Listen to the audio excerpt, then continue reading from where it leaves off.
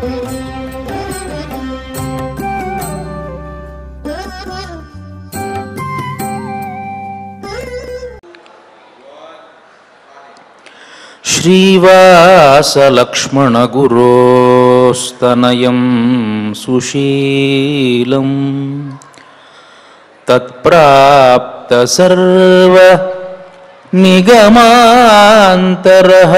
బోధం శ్రీబాలధన్వి కులవారిధి శీతభానుం శ్రీశైలలక్ష్మణగురుం శిరసా నమామి. శ్రీశైలలక్ష్మణగురుం శిరసా నమామి. నీళాతుంగస్తనగిరితటీ సుప్తముద్బోధ్య కృష్ణం పారార్ధ్యం స్వం శ్రుతిశతశిరసిద్ధమధ్యాపయంతి స్వోచ్ఛిష్టాయాం స్రజినిగళితం యా బలాత్కృత్య భుంక్తే గోదా తస్యై నమైదమిదం భూయ ఏవాస్తు భూయః. மார்கழித்திங்கள் மதி நிறைந்த நன்னாளால் நீராடப் போதுவீர் போதுமினோ நேரியழீர் ஷீர்மல்கு மாய்ப்பாடி செல்வச் சிறுமீர்காள் கூர்வேல் கொடுந்தொழிலன் நந்தகோபன் குமரன் ஏரார்ந்த கண்ணியசோத இளம் சிங்கம் கார்மேனிச் சங்கண் கதிர்மதியம்போல் முகத்தான் நாராயணனே நமக்கே பறை தருவான் பாரோர் புகழப்படிந்தேலோரெம்பாவாய் வையத்து வாழ்வீர்கள் நாமும் நம்பாவைக்கு செய்யும் கிரிசைகள் கேளீரோ பார்க்கடலுள் பையத்துயின்ற பரமனடி பாடி நெய்யுண்ணோம் பாலுண்ணோம் நாட்காலே நீராடி மையிட்டெழுதோம் மலரிட்டு நாமுடியோம் செய்யாதன செய்யோம் தீக்குறளைச் சென்றோதோம் ஐயமும் பிச்சையும் ஆந்தனையும் கைகாட்டி உய்யுமாரெண்ணி ఉహందేలోరెంబావాయ్. ప్రియ భగవద్బంధువులరా, శ్రీమదాదివరాహ క్షేత్ర విభూషితుడు అఖిలాండకోటి బ్రహ్మాండ నాయకుడు అయినటువంటి శ్రీనివాసుని పాదారవిందాల చింత తిరుమల తిరుపతి దేవస్థానములు ఆళ్వార్ దివ్య ప్రబంధ ప్రాజెక్టు వారి సౌజన్యంతో శ్రీ వెంకటేశ్వర భక్తి ఛానల్ వారి సాహచర్యంతో తిరుపావై వ్రతంలోకి రెండవ రోజు మనం ప్రవేశిస్తూ ఉన్నాం. నిన్నటి రోజున ఈ వ్రతం ఎలా ఏర్పడింది, ఏ కారణం చేత ఏర్పడింది అనేటువంటి భూమికను మనం తెలుసుకున్నాం. ఇవాటి రోజున ఈ గ్రంథానికి ఉండేటువంటి గొప్పతనం ఏమిటో తెలుసుకుని ఈ పాశురార్థాన్ని క్లుప్తంగా తెలుసుకుందాం. ఏ గ్రంథానికైనా సరే వక్తృవైలక్షణ్యము, విషయవైలక్షణ్యము, శ్రోతృవైలక్షణ్యము అని మూడు రకాల గొప్పతనాలు ఉంటాయి. వక్తృవైలక్షణ్యము అంటే గ్రంథాన్ని చెప్పినటువంటి వాడు మహనీయుడు గనక అయ్యేటట్లయితే ఆ గ్రంథానికి సహజంగానే పేరు వస్తుంది, అది ఎలాంటి విషయమైనా సరే. ఇక విషయ వైలక్షణ్యము, ఆ గ్రంథంలో ఉండేటువంటి విషయం చాలా ఉత్కృష్టమైనది, చాలా గొప్పది అయ్యేటట్టయితే చెప్పినవాడు సామాన్యుడైనప్పటికీ కూడాను ఆ గ్రంథంలో ఉండేటువంటి విషయం చాలా గొప్పది కాబట్టి తద్వారా ఆ గ్రంథానికి ఒక గొప్ప పేరు ఏర్పడుతుంది. శ్రోతృవైలక్షణ్యము అంటే ఎవరైనా విన్నారనుకోండి, విన్నటువంటి వాడు చాలా మహానుభావుడై ఉంటే ఆ మహానుభావుడు విన్నాడు కాబట్టి ఈ గ్రంథానికి ఒక ఉత్కృష్టత ఏర్పడుతుంది. ఇట్లా ఏ గ్రంథానికైనా శ్రోతృవైలక్షణ్యమైనా గొప్పదై ఉండాలి, విషయ వైలక్షణ్యమైనా గొప్పదై ఉండాలి, లేకపోతే శ్రోతృవైలక్షణ్యమైనా గొప్పదై ఉండాలి. ఇలా ఉంటే ఆ గ్రంథానికి దానికి ఒక గొప్ప పేరు ప్రతిష్టలు ఏర్పడతాయి. ఉదాహరణకు రామాయణం తీసుకున్నాం అనుకోండి, రామాయణాన్ని మనకు అందించినటువంటిది వాల్మీకి, చాలా మహనీయుడు ఆయన. దాంట్లో ఉండేటువంటి విషయం రామచరితం, చాలా ఉత్కృష్టమైనటువంటి గ్రంథము. విన్నటువంటి వారు లవకుశులు, లేకపోతే రామచంద్రమూర్తి. విన్నటువంటి వాడు మహనీయుడే. అంటే చెప్పినటువంటి వాడు గొప్పవాడు, చెప్పినటువంటి విషయము చాలా గొప్పది, అది వినటువంటి వాళ్ళు గొప్పవాళ్ళు. కాబట్టి రామాయణానికి చాలా గొప్ప పేరు ప్రతిష్టలు ఈ లోకంలో ఏర్పడ్డాయి.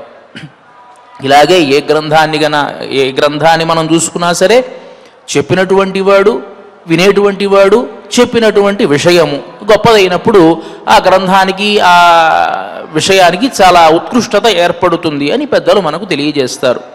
మరి ఈ గ్రంథానికి ఇంత గొప్పదనం రావడానికి కారణమేమిటి అని ప్రశ్న వేసుకుంటే, తిరుప్పావైకి 4 రకాల వ్యాఖ్యానాలు ఉన్నాయి. ఈరాయిరప్పడి అని, నాలాయిరప్పడి అని, మూవాయిరప్పడి అని, ఆరాయిరప్పడి అని.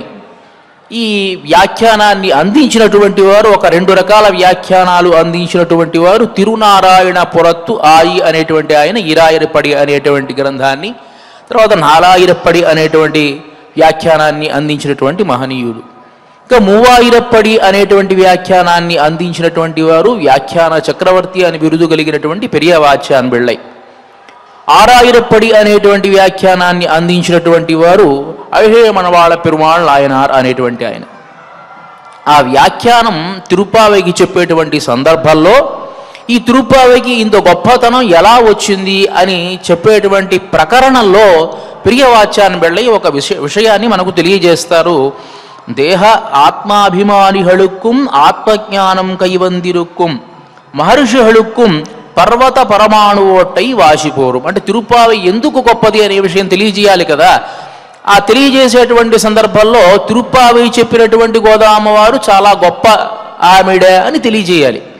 ఆ చెప్పే క్రమంలో ఆయన వాడేటువంటి మాటలు దేహాత్మాభిమానిகளுக்கும் ஆத்மஞானம் கைவந்திருக்கும் மகர்ஷிகளுக்கும் பர்வத பரமாணுவோட்டை வாசிப்போரும் மகர்ஷிகளுக்கும் ஆழ்வார்களுக்கும் அத்தனை வாசிப்போரும் ஆழ்வார்களுக்கும் பெரியாழ்வாருக்கும் அத்தனை வாசிப்போரும் పెరియాళ్వారుకుం ఆండాళుకుం అత్తని వాసిపోరు అని వ్యాఖ్యానంలో తెలియజేస్తారు. ఏమిటి గొప్పతనం ఈ గ్రంథంది, ఈ గోదామ్మవారి గొప్పతనం ఏమిటి అంటే, లోకల్లో దేహాత్మాభిమానులు అందరూ కూడా దేహాత్మాభిమానులే. ఈ శరీరమే నేను అని అనుకుని భ్రమించి తిరిగేటువంటి వాళ్ళు అందరూ కూడా అలాంటి వాళ్లే.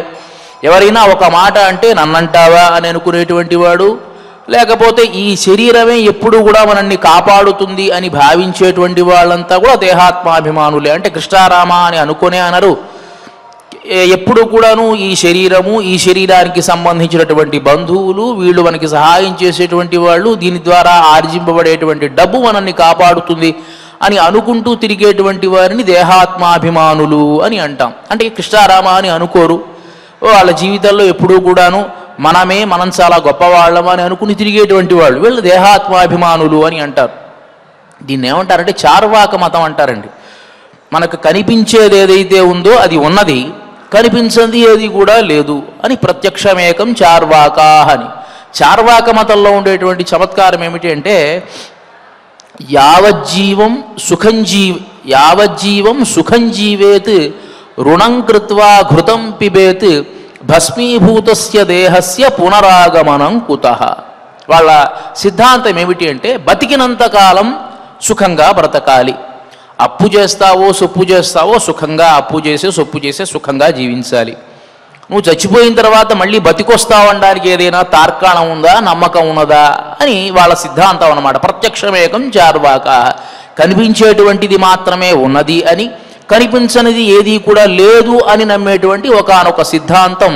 సహజంగా ఇంచుమించు లోకల్లో ఉండేటువంటి వాళ్ళంతా చార్వాకులే, మన లాంటి వాళ్ళంతా చార్వాకులే. ఎందువల్ల మనం ఎప్పుడు కూడాను ఎవరన్నా ఒక మాట అంటే పడలేము, ఏదైనా ఒక కష్టం వస్తే ఓర్చుకోలేము, ఆనందం వస్తే పట్టలేము. ఈ లక్షణాలన్నీ ఉన్నవాళ్ళు చార్వాక మతస్థులే. ఏదో ఒక చెప్పుకోవడానికి నామం పెట్టుకున్నటువంటి వాడు వైష్ణవుడు అనో, విభూతి పెట్టుకున్నటువంటి వాడు అద్వైతి అనో, లేకపోతే ఊరికి ఆ లక్షణాన్ని బట్టి, వాక్య లక్షణాన్ని బట్టి చెప్పినా కూడాను అంతర్గతంగా ప్రతివాడు చార్వాకుడు. ఒక మాట అంటే గనక పడలేడు వాడు. చార్వాకులకు ఉండేటువంటి లక్షణాలు ఇవన్నీ కూడా. అంటే ఆ చార్వాక అంటే చారు వాక్కు అని, అంటే అందంగా ఉంటుంది మాట ఎప్పుడు కూడాను. యావజ్జీవం సుఖం జీవేత్, బతికున్నంతకాలం కూడా సుఖంగా ఉండండి. రుణం కృత్వా ఘృతం పిబేత్, అప్పు చేస్తావో సొప్పు చేస్తావో ఆనందంగా ఐశ్వర్యంతో అలరాడుతూ ఉండు. భస్మీభూతస్య దేహస్య పునరాగమనం కుత, చచ్చిపోయిన తర్వాత మళ్ళీ వస్తావో లేవో నీకేం తెలుస్తుంది, వస్తావా అని ప్రశ్న అన్నమాట దాంట్లో. దీన్ని మనం ఈ శరీరమే నాది అని అనుకునేటువంటి వారు, శరీరంలో ఒక ఆత్మ ఉంటుంది అని, ఆ ఆత్మలో పరమాత్మ కొలువై ఉంటాడు అని వీళ్ళు భావన కూడా చేయరు. ఈ శరీరం ఎలాంటిది అంటే శీర్యతే ఇది శరీరం అని. శీర్యతే అంటే నశించేటువంటిది అని అర్థం. ఎలా క్షణానికి నశించిపోతూ ఉంటుంది. ఈ క్షణం అయిపోయింది అంటే ఈ శరీరంలో ఒక మార్పు ఏర్పడుతుంది, అది మనం కనిపెట్టకపోవచ్చు. ఒక వారం రోజుల క్రితం తీసుకున్నటువంటి ఫోటో ఇప్పటి ఫోటో చూస్తే వ్యత్యాసం, ఒక సంవత్సరం తీసుకున్న ఫోటో ఇప్పుడు చూసుకునేటువంటి వ్యత్యాసం, ఒక 10 సంవత్సరాల క్రితం తీసుకున్నటువంటి ఫోటో ఇప్పుడు చూసుకునేటువంటి వ్యత్యాసం. ఈ వ్యత్యాసం మనకు కనిపిస్తూనే ఉంటుంది, కానీ అది నేనే, ఇది నేనే. ఈ మార్పు ఎక్కడ వస్తోంది? శరీరానికి వస్తోంది. కానీ ఆత్మ మాత్రం లోపల మాత్రం ఇది నేను అనుకునేటువంటిది ఒక పదార్థం ఉన్నది, అది ఆత్మ. ఈ శరీరం మాత్రం మార్పు చెందుతూ ఉంటుంది. శరీరం అనేటువంటిది శాశ్వతం కాదు అనేటువంటి భావనలో వీళ్ళు ఉండరు. అంటే శరీరమే నాది అని భావిస్తూ ఉంటారు. తిరుమంగాళ్ళవార్లు అంటారు కదా ఈ శరీరాన్ని గురించి, ఊనిడై చువర్వయిత్ ఎన్బుతూ నాట్టి ఉరోమం మెయిందు 9 வாசல் தானுடை குறும்பை பிரியும்போது உந்தன் శరణమే శరణమెంటిరుందేన్. ఓ స్వామి, ఈ శరీరాన్ని నువ్వు నాకు ఇచ్చావు ఇల్లులాగా. ఎలా? ఊనిడై చువర్వైత్, మాంసం అనేటువంటి ఒక గోడలు, ఆ గోడలు నిలవడానికి ఎన్బుతూ నాట్టి, ఈ ఎముకలు అనేటువంటి దృఢమైనటువంటి దాన్ని మనం ఇల్లు కట్టాలంటే ఏం చేస్తాం? మధ్యలో ఈ ఇనుప చువ్వలు పెట్టి దాని మీద సిమెంట్ వేసి ఎట్లా అయితే ఇటుకలు వేసి కడతామో అట్లానే ఈ శరీరం కూడా నిలవడం కోసం ఎముకలు అనేటువంటి ఒక ఐరన్ రాడ్స్ పెట్టి దానిపైన ఈ మాంసము అనేటువంటి దాన్ని ఏర్పాటు చేసి చువర్వైత్ ఎన్బుతూ నాట్టి ఉరోమం మెయింది, ఈ రోమాలని ఒక ఇదిగా నేసి ఒక 9 వాకిళ్ళు ఉండేటువంటి ఈ శరీరాన్ని నువ్వు నాకు ఇచ్చావయ్యా. ఈ శరీరాన్ని విడిచిపెట్టేటువంటి సందర్భంలో నిన్ను మాత్రమే నేను తలుచుకుంటాను. ఇది నాకు పూర్వజన్మ అనుగ్రహంగా ఏర్పడినటువంటిది. ఈ జ్ఞానం నువ్విచ్చినటువంటి జ్ఞానం, నేను పూర్వజన్మలో ఏం పుణ్యం చేసుకున్నానో నాకు తెలియదు అని ప్రార్థిస్తారు తిరుమంగాళ్ళవార్లు. అంటే ఈ శరీరాన్ని మనకు పరమాత్మ ఇచ్చాడు. నువ్వు పుట్టేటప్పుడు నీకు ఈ శరీరాన్ని ఇచ్చి ఎలాంటి అవయవ వికారాలు కూడా లేకుండా నన్ను తలుచుకోరా, చక్కగా సుఖంగా ఉండు, ఆ సమయంలో నన్ను కూడా తలుచుకుంటూ ఉండు అని ఇస్తే, ఈ శరీరం వచ్చిన తర్వాత మనం బయటికి వచ్చిన తర్వాత ఈ ఇల్లు ఇచ్చినటువంటి వాడిని మనం మర్చిపోతాం. ఇది కృతజ్ఞత అని అంటాం. అంటే ఈ శరీరం నాకు ఇచ్చాడు కదా అని కనీసం ఆయన తలుచుకోవాలి కదా అనేటువంటి జ్ఞానం కూడా వీడికి ఉండదు. ఈ కృతజ్ఞతతోనే జీవిస్తూ ఉంటాం. కాబట్టి వీళ్ళని ఏమన్నారు? దేహాత్మాభిమానులు అని అన్నారు. 36 ఆయిరప్పడి అనేటువంటి వ్యాఖ్యానంలో అంటారు కదా ఒక మాట, ఇంద కయ్యిలే కోల్కొండు ఓట్ట వేండి వరుమిరే అని. పరమాత్మట మనం ఈ వ్యాపారస్తులను చూస్తూ ఉంటాం, దాని తిరుబండారాలు పెట్టుకుని ఉండేటువంటి వ్యాపారస్తుల్ని. వాడు ఏం చేస్తాడు? మధురమైనటువంటి పదార్థాలన్నీ కూడా ఉంటాయి. ఈగలు వస్తే ఏం చేస్తాడు? ఒక కర్రకి ఒక ఈ వస్త్రం లాంటిది కట్టి ఆ ఈగలు అవన్నీ వాలకుండా ఒక్కొక్కసారి ఇట్లా అంటూ ఉంటాడు, ఆ ఈగలు అవేమి రాకుండా. అట్లానే పరమాత్మ గనక ఈ మాంసపు ఖండాన్ని అట్లానే ఉంచి పైన ఈ తోలు అనేటువంటి దాన్ని గనక ఏర్పాటు చేయకుండా ఉంటే, ఇప్పుడు చూసేటువంటి ఈ కాకులు గద్దలు అన్నీ ఎప్పుడో కూడా మనం కొట్టుకుపోయేవి. అంటే మనం బతకనిచ్చేవి కావు. ఎప్పుడు కూడా కర్ర పెట్టుకొని ఒకడు ఒక కర్ర ఇంకోటి ఇంక కర్ర పెట్టుకుని మనం ఎంతసేపు విసురుకుంటూనే తిరగాల్సి వచ్చేది. లోపల ఉండేటువంటి మాంసపు ఖండాన్ని తెలియనివ్వకుండా పరమాత్మ మనకు ఈ చర్మాన్ని ఇచ్చాడు కాబట్టి మనం బ్రతికున్నాం. కానీ లేకపోతే 24 గంటలు కర్ర పెట్టుకుని మనం ఎంతసేపు విసురుకుంటూనే ఉండాల్సి వచ్చేది కదా. నిజంగా ఆ స్వామికి మన మీద ఎంతో దయ కదా అని ఆ వ్యాఖ్యానంలో తెలియజేస్తారు. కాబట్టి ఇలా ఉండేటువంటి వాళ్ళు దేహాత్మాభిమానులు. దేహమే నేను, ఈ దేహం తప్ప ఇంకేదీ కూడా లేదు అని భావించేటువంటి ఆ దేహాత్మాభిమానులకు ఆత్మజ్ఞానం కైవందిరుక్కుం మహర్షిహళుక్కుం, ఆత్మజ్ఞానాన్ని పొందినటువంటి మహర్షులకు పర్వత పరమాణువోట్టై వాసిపోరుం. పర్వతానికి పరమాణువుకు ఉండేటువంటి వ్యత్యాసం ఉంటుంది. ఎందువల్ల? వాళ్ళు ఆత్మజ్ఞానం కలిగి ఉన్నటువంటి వాళ్ళు కాబట్టి పర్వత సమానులు. ఎలాంటి జ్ఞానం లేకుండా ఈ శరీరమే నేను అనుభవించేటువంటి ఈ సామాన్యమైనటువంటి దేహాత్మాభిమానులంతా కూడాను పరమాణువుతో సమానము. ఆత్మజ్ఞానం అంటే ఏమిటి చెప్పడానికి మాటల్లో ఎంతో అద్భుతంగా మనం వర్ణించవచ్చు. ఆత్మజ్ఞానం అంటే ఇలా ఉంటుంది, ఇలా ఉంటుంది, ఇలా ఉంటుంది అని.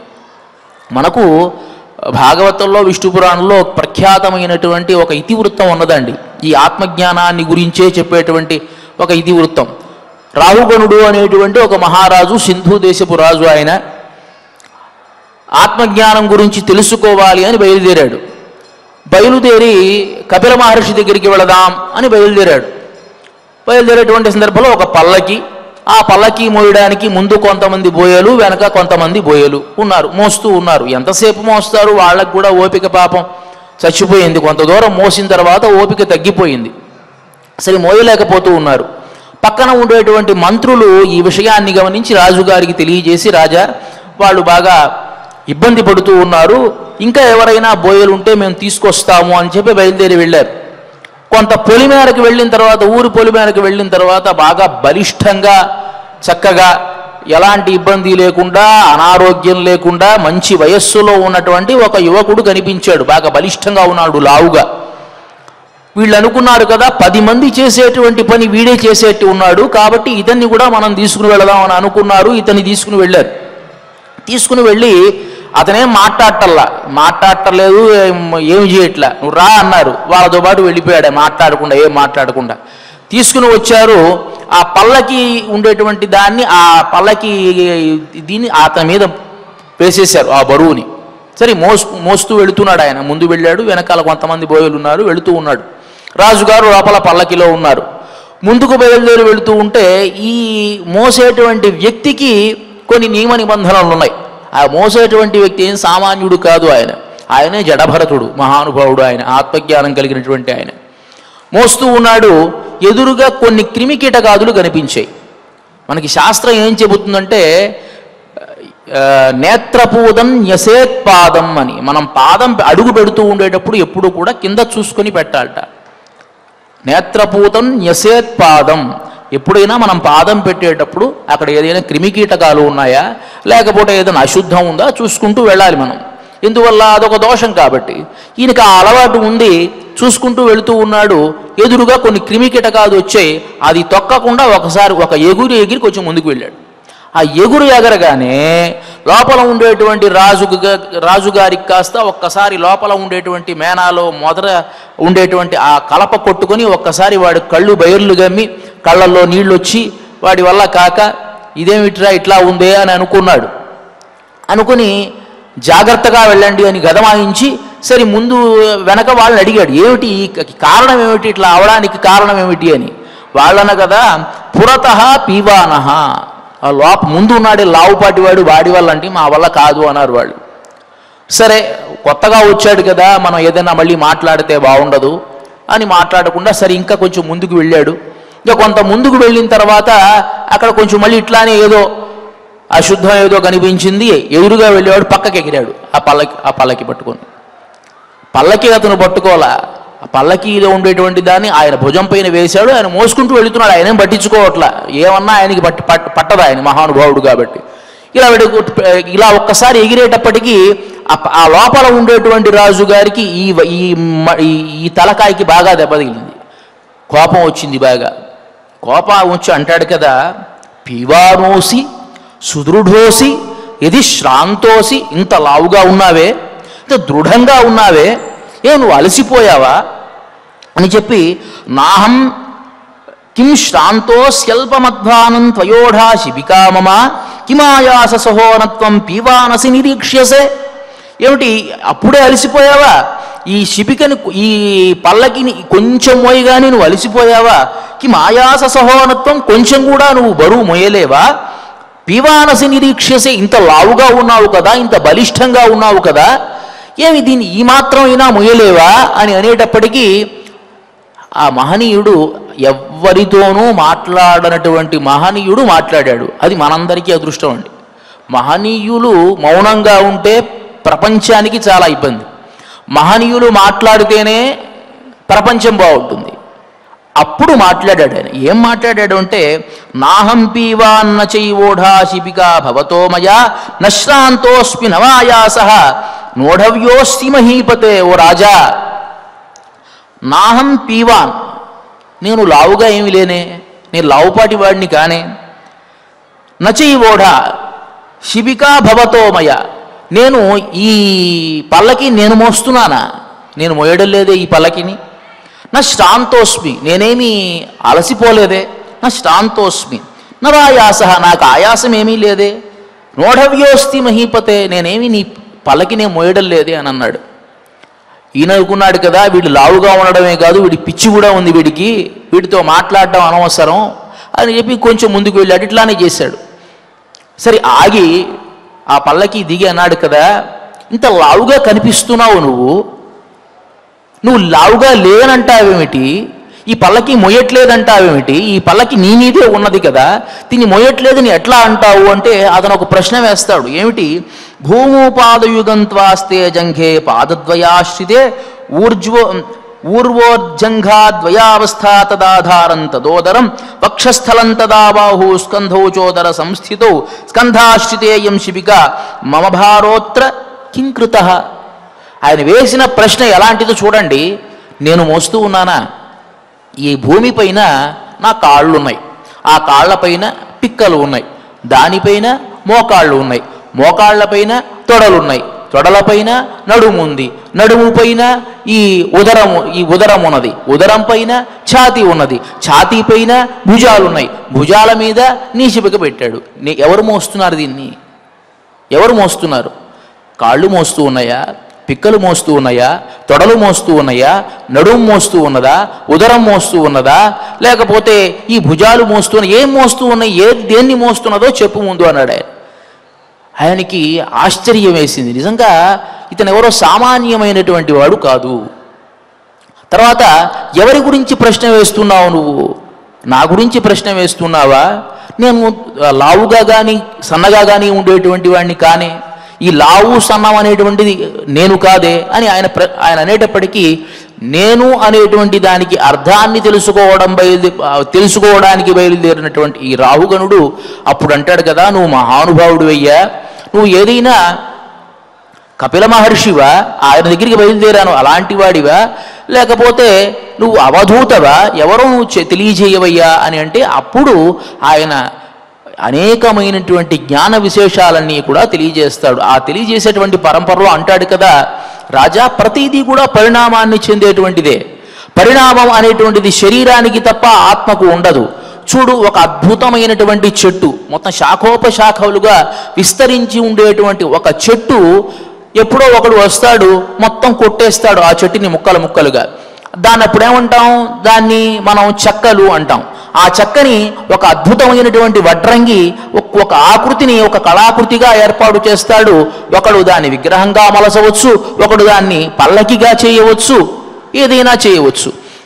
ఆ చేసిన తర్వాత దానికి నామాంతరం ఏర్పడుతుంది. ఆ చెట్టే తర్వాతి కాలంలో ఏమైంది? ఒక విగ్రహంగా అవుతుంది, లేకపోతే ఒక ద్వారబంధంగా అవుతుంది, లేకపోతే ఒక పల్లకిగా అవుతుంది.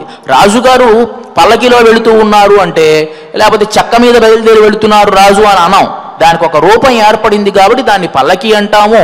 అదే గనక ఒక ఇంటికి గనక బయట బంధిస్తే దాన్ని ద్వారబంధము అంటాము, కిటికీ అనొచ్చు, ఏదైనా అనొచ్చు. దానికి నామాంతరం ఏర్పడుతుంది. కానీ కలపే, దాంట్లో మూల పదార్థం కలప. ఇది చెట్టు నుంచి వచ్చింది.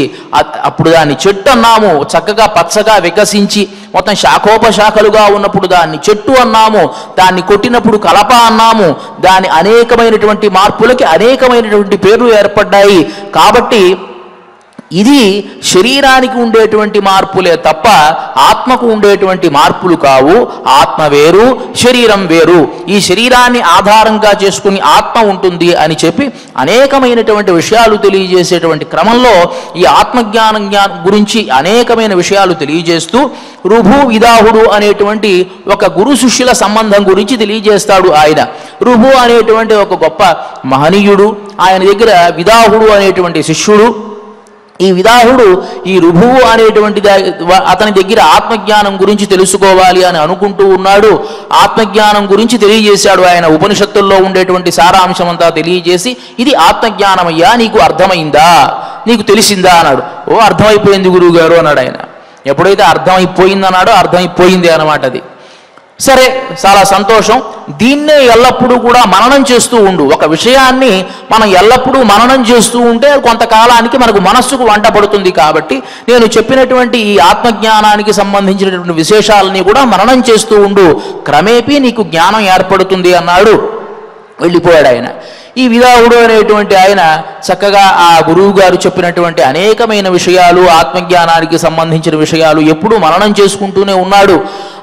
సహజంగా అతనికి యజ్ఞయాగాదికృతులు చేయడం అలవాటు కాబట్టి ఒకరోజు అడవిలోకి వెళ్ళాడు. దర్భలు, సమిధలు అన్నీ కూడా మూట కట్టుకున్నాడు. మళ్ళీ ఇంట్లోకి వచ్చి తన నిత్య నైమిత్తిక కర్మలు చేసుకోవాలి కాబట్టి తీసుకొని వస్తూ ఉన్నాడు. ఆ మార్గ మధ్యలో ఒక నగరం వచ్చింది. ఆ నగరానికి ఒక రాజు, ఆ రాజుగారికి ఒకరోజు పుట్టినరోజు వచ్చింది. ఆ రోజే ఆ పుట్టినరోజులో పెద్ద కోలాహలము ఆ నగరం అంతా కూడా. ఆ కోలాహలంలో రాజుగారు ఒక పెద్ద ఏనుగు అంబారీ ఎక్కి ఆ ఏనుగు పైన ఊరేగుతూ ఆ నగరంలో వస్తూ ఉన్నాడు. చాలా నగరం అంతా కిక్కిరిసిపోయి ఉంది. ఆ సందర్భంలో ఈయన అనుకున్నాడు కదా, ఈ విదాహుడు అనేటువంటి ఆయన, ఇది చాలా పవిత్రమైనటువంటి వస్తువులు, ఈ దర్భ, ఈ సమిత్తు అంతా కూడాను ఈ గుంపులో గనక మనం వెళితే అపవిత్రపరిచినట్టు అవుతుంది. కొంతసేపు ఇక్కడ ఒక చోట వేచి ఉండి వాళ్ళంతా కూడా వెళ్ళిపోయి ఆ జన్మదిన ప్రక్రియ అంతా అయిపోయిన తర్వాత మనం వెళదామని చెప్పి పక్కన పెట్టుకుని కూర్చున్నాడు ఈయన. ఈ సందర్భంలో గురువు గారు బయలుదేరి వచ్చారు. ఈ శిష్యుడికి నేను బోధించినటువంటి పాఠం మనసుకు వంట పట్టిందా లేదా అని తెలుసుకోవడం కోసం వచ్చాడు. వచ్చి, ఏమి నాయనా ఇక్కడ కూర్చున్నావు అని అడిగాడు. వచ్చినటువంటిది గురువుగారు అనే విషయం నీకు తెలుసా అంటే తెలియదండి. 1000 సంవత్సరాలు అయిపోయింది. అంటే ఆ బోధించినటువంటి బోధన 1000 సంవత్సరాలకు పూర్వం గురువుగారు చెప్పారు, 1000 సంవత్సరాలకు పూర్వం శిష్యుడు తెలుసుకున్నాడు. 1000 సంవత్సరాల తర్వాత గురువు గారిని చూస్తూ ఉన్నాడు కాబట్టి శిష్యుడికి గురువుగారు తెలియదు, కానీ గురువు గారికి మాత్రం శిష్యుడు తెలుసు. అదే ఆత్మజ్ఞానము అంటే. సరే, అడిగాడు. శిష్యుడు అన్నాడు కదా, ఏమీ లేదండి, రాజుగారి ఊరేగింపు జరుగుతూ ఉన్నది కాబట్టి రాజుగారి ఊరేగింపు జరుగుతూ ఉన్నది కాబట్టి ఈ ఊరేగింపు అయిన తర్వాత వెళదాం అని నేను వేచి ఉన్నాను అని అన్నాడు. రాజుగారా? రాజుగారు ఎవరండి అని అడిగాడు ఆయన. అదో కనిపించడం లేదా, ఆ ఏనుగు ఎక్కి అద్భుతంగా మణిమాణిక్యాలు ధరించి ఉన్నాడే ఆయనే రాజుగారు అని చూపించాడు ఈయన. ఏనుగంటే ఏమిటి అన్నాడు. ఓ వెర్రిబాగులు వాళ్ళ ఉన్నావే, నేనే అంటే నాకంటే మరి అమాయకుల్లా ఉన్నావు నువ్వు, ఏనుగంటే తెలీదా? అదిగో కనిపిస్తోంది, పెద్ద ఆకారం, అది పెద్ద పెద్ద చెవులు, చక్కగా పెద్ద తొండము, తర్వాత దానికి అద్భుతమైన రాజుగారు కూర్చున్నారు కాబట్టి బంగారు తాపడంతో వేసినటువంటి అనేకమైనటువంటి ఆభరణాల పట్టీలు, తర్వాత ఆ ఏనుగు పైన ఒక పెద్ద అంబారి, ఆ అంబారీ పైన ఒక మణిమాణిక్య ఖచ్చితమైనటువంటి ఒక సింహాసనం, ఆ సింహాసనం పైన మణిమాణిక్యతో కూడినటువంటి కిరీటాన్ని ధరించి టీవీగా కూర్చున్నటువంటి వాడు రాజు. ఆ రాజు, ఆయన రాజు, ఇది ఏనుగు అన్నాడు ఆయన. రాజుగారు పైన ఉన్నారు, ఏనుగు కింద ఉన్నది అన్నాడు. ఈయనన్నాడు కదా, కింద పైన, కిందంటే ఏమిటి పైన అంటే ఏమిటి అని ప్రశ్న వేశాడు. ఇంతసేపు ఓర్పుగా చెప్పేటువంటి ఇతనికి కాస్త ఒళ్ళు మండిపోయి ఏం చేశాడు, ఆ మూట కాస్త పక్కన పెట్టి వాడిని ఒక్క గదుము ఒక్కసారి ఒంగోబెట్టి వాడి మీద ఇతనెక్కి ఆ 2 కాళ్ళు కూడా తలకి ఇటు అటు పెట్టేసేసి చక్కగా ఆయన పైన ఎక్కి, ఇప్పుడు ఉన్నాను చూసావా, నేను పైన నువ్వు కింద, నువ్వు కింద నేను పైన, ఏనుగు కింద రాజు పైన, రాజు పైన ఏనుగు కింద, రాజుగారిలాగా నేను నీ పైన, రాజుగారి కిందలాగా ఏనుగులాగా నువ్వు నా కింద, నేను కింద నువ్వు పైన, నేను పైన నువ్వు కింద. ఇది చెప్పడం అరసి అరసి అరసి అరసి తక్కల్లో చెప్పినట్టుగా నేను కింద నువ్వు పైన. రాజుగారికి ఆధారభూతంగా ఉన్నటువంటిది ఏనుగు, ఏనుగుని ఆధారంగా చేసుకున్నట్టు ఉండవాడు రాజుగారు. అలాగే నిన్ను నేను ఆధారంగా చేసుకుని పైన ఉన్నాను, నన్ను ఆధేయంగా చేసుకుని నువ్వు ఉన్నావు. నువ్వు నాకు ఆధారభూతుడివి, నువ్వు నాకు నేను నీకు ఆధేయభూతుడిని. కాబట్టి నేను పైన నువ్వు కింద, నువ్వు కింద నేను పైన, నీలాగా ఏనుగు నాలాగా రాజు, నాలాగా రాజు నీలాగా ఏనుగు, ఇట్లా చెప్పడం ప్రారంభించాడు. అర్థమైందా అని అన్నాడు.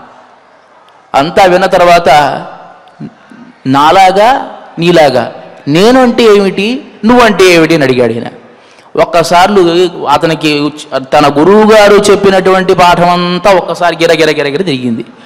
నేను అంటే ఏమిటి, నువ్వు అంటే ఏమిటి అని అడిగేటప్పటికీ ఇతనికి అర్థమైంది వచ్చినటువంటి వాడు గురువు గారు అని. అయ్యోయ్యో గురువు గారు మీరా అని చెప్పి ఒక్కసారి గబగబా దిగి ప్రాధేయపడి నమస్కారం చేసి నన్ను క్షమించండి గురువు గారు, ఏదో మీరు ఆత్మజ్ఞానం బోధించారు, నిజం బాగానే ఉన్నది, కానీ మనస్సుకు వంట పెట్టాలి కదా అని అంటే అప్పుడు గురువుగారు, నాయన కర్మవశం చేత ఒక్కొక్క జీవికి ఒక్కొక్క ప్రాణికి ఒక్కొక్క శరీరం వస్తుంది. అది ఏనుగు అనేటువంటిది శరీరము, రాజు అనేటువంటిది కూడా శరీరమే, బంట్రోతు అనేటువంటిది కూడా శరీరమే. దాంట్లో ఉండేటువంటి జీవుడు వేరు వేరు.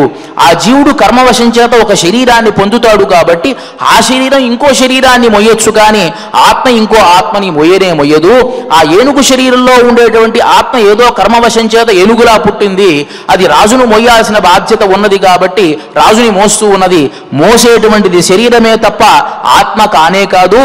ఆ శరీరం పైన ఎక్కి కూర్చోవలసినటువంటి సుకృతం రాజు అనేటువంటి ఆత్మ చేసుకున్నది కాబట్టి రాజు శరీరం అతనికి వచ్చింది, అంతే తప్ప ఆత్మ ఎప్పుడూ కూడా నిత్యమైనటువంటిదే. ఏనుగులో ఉన్నటువంటి ఆత్మైనా, రాజుగారిలో ఉన్నటువంటి ఆత్మైనా, నాలో ఉన్న ఆత్మైనా, నీలో ఉన్న ఆత్మైనా సరి సమానమైనటువంటిదే, కానీ ఏదో వేరువేరు ఆత్మలు కావు. శరీరాలు మాత్రం విభేదంగా ఉంటాయ్యా, అది నువ్వు తెలుసుకోవాలి అని చెప్పడం కోసమే ఈ రకంగా నీకు తెలియజేశాను అన్నాడు. బానే ఉన్నది, అంతా అర్థమైపోయింది శిష్యుడికి. సరే, కొంతకాలం అయింది, గురువుగారి దగ్గర ఈ పాఠాన్ని విన్నాడు. సరే, నిత్య నైమిత్తిక కర్మలన్నీ కూడా చేసుకుంటూ ఉన్నాడు ఈ విదాహుడు. వైశ్వదేవం అనేటువంటిది ప్రక్రియ సహజంగా ప్రతిరోజు కూడా ఇళ్లలో చేసుకుంటారు. వైశ్వదేవము అంటే రోజువారీ చేసేటువంటి కర్మలలో ఉండేటువంటి దోషాలు పోవడం కోసం ప్రతిరోజు కూడాను ఒక ప్రక్రియ చేసుకుంటూ ఉంటారు వారి వారి ఇళ్లలో. ఈ వైశ్వదేవం అనేటువంటిది చేసిన తర్వాత ఎప్పుడైనా సరే ఆ యజమాని, ఆ గృహస్థుడు బయటికి వెళ్ళి నిలబడాలట. నిలబడి ఎవరైనా అతిథి వస్తూ ఉన్నారా అని చూడాలి. ఎంతసేపు చూడాలి? గోదోహన కాలము అంటే ఆవు పాలు పితికితే ఎంతసేపు పడుతుందో అంతసేపు ఎదురు చూడాలట ఒక అతిథి కోసం. చూసి ఆ అతిథి గనక వస్తే ఆ అతిథికి మర్యాదలు చేసి అతనికి భోజనాన్ని పెట్టి అతను భుజించిన తర్వాత ఇతను భోజనం చేయాలి. ఇది ప్రక్రియ.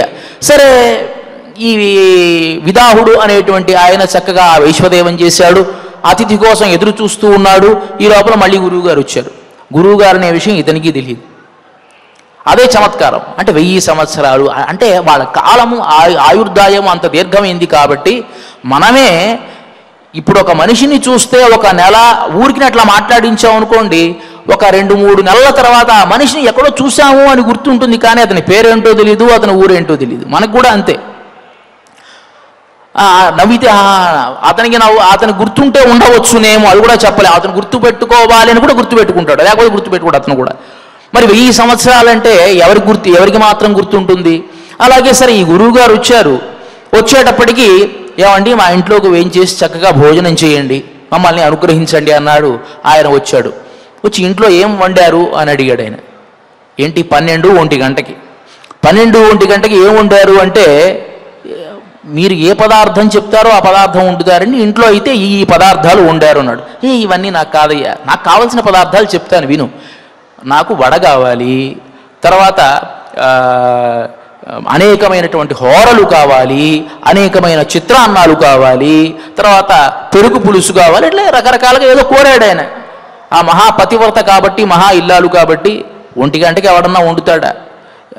ఉన్న లోపల ఉండేటువంటి గరిటె ఇసిరేసేసి నీ కర్మేదో నువ్వు కాల్చుకో, నీతో సంసారం చేయడానికి వచ్చిన పాపానికి ఎప్పుడూ కూడా వంటింట్లో నేను వంట చేయాల్సిందేనా అనేటువంటి భార్య కాదు కాబట్టి పాపం వెళ్ళి అడిగాడు, ఒసే రాక ఒక అతిథి వచ్చాడు, అతనికి ఇట్లా మనం అతిథి సత్కారం చేయాలి కాబట్టి నీకేం ఇబ్బంది లేదు కదా అంటే, అయ్యో అదెంత పని అండి అంది ఆ మహాపతివ్రత. చక్కగా అంతా కూడా వండింది, పదార్థాలన్నీ వండారు, చక్కగా అతని ముందు ఉంచారు, అంతా భోజనం చేశాడు, తృప్తిగా భోజనం చేశారు. ఇప్పుడు మాట్లాడకుండా ఉండొచ్చు కదా ఈయన. వెంటనే ఎది తృప్తోసి భగవన్ అని ఇంకా ప్రారంభిస్తూ ఉన్నాడు. అయ్యా మీరు గనక తృప్తి పడినట్లయితే అని ఏదో చెప్దాం అని ప్రారంభిస్తూ ఉన్నాడు. వెంటనే ఈయన తినేటువంటి ఆయన కాస్త చక్కగా ఆ మంచినీళ్ళంతా తాగేసి ఒక్కసారి ఆవ్ అని ఒక్కసారి అనేసేసి, తృప్తే? ఎవరికి తృప్తి? నేనేం తినలేదే, తినవాణ్ణి నేను కాదే అన్నాడు ఆయన.